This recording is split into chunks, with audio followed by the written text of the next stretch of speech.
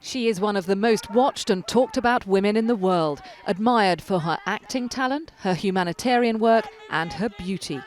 But when Angelina Jolie visited Africa with the Foreign Secretary at the end of March, what no one knew was that just 5 weeks before she'd had an 8-hour operation to remove all her breast tissue. Rape is not a woman's issue or a humanitarian issue. It is a global issue. And 5 days after she spoke at the G8 summit in April, she had more major surgery to complete her breast reconstruction.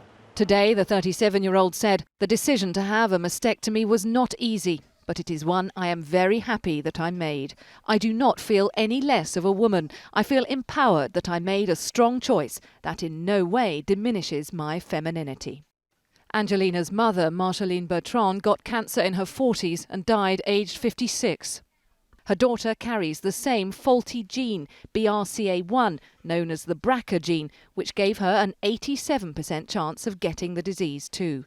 Removing her breast tissue has cut her risk to less than 5%. Those are the same odds faced by Emma Parlance, who also chose to have a preventative double mastectomy 3 years ago.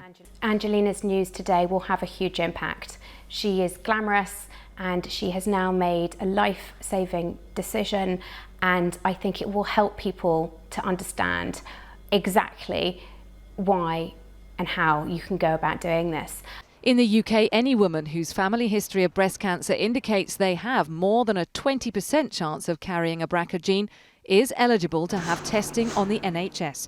However, only one woman in 500 is BRCA positive. The risk of carrying a mutation is higher if you have a family history, or a sister or a mother, particularly if you have a relative who've had bilateral breast cancer or a male with breast cancer.